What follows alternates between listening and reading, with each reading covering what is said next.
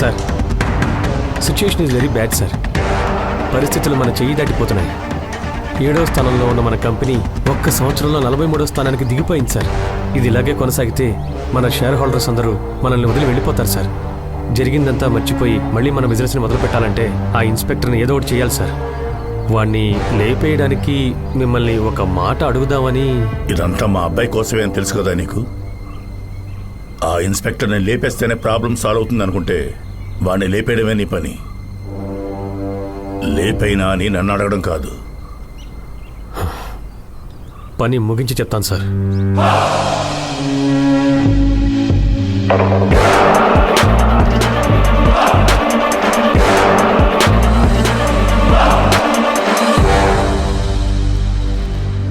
ఏరా, ఒక కార్ను కూడా సరిగ్గా మెయింటైన్ చేయలేరా?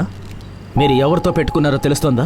విషయం గనక బయటికి తెలిసిందో ఎవడు ప్రాణాలతో ఉండడు. 10 నిమిషాల్లో నాకు ఉంటాను. వచ్చి చావు.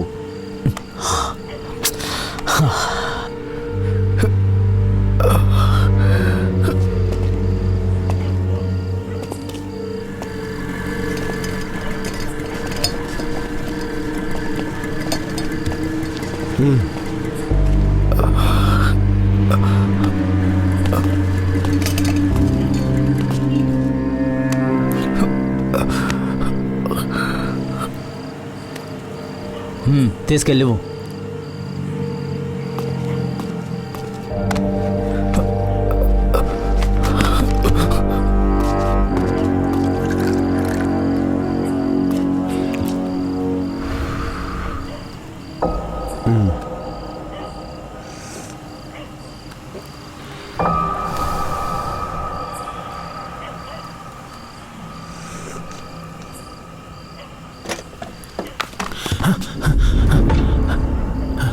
అన్నా, వాడు లేడు ఇక్కడ.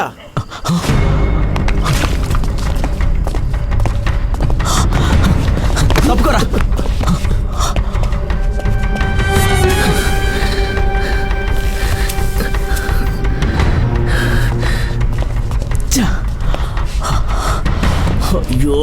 అన్నా, చర్చలా కొట్టావనా?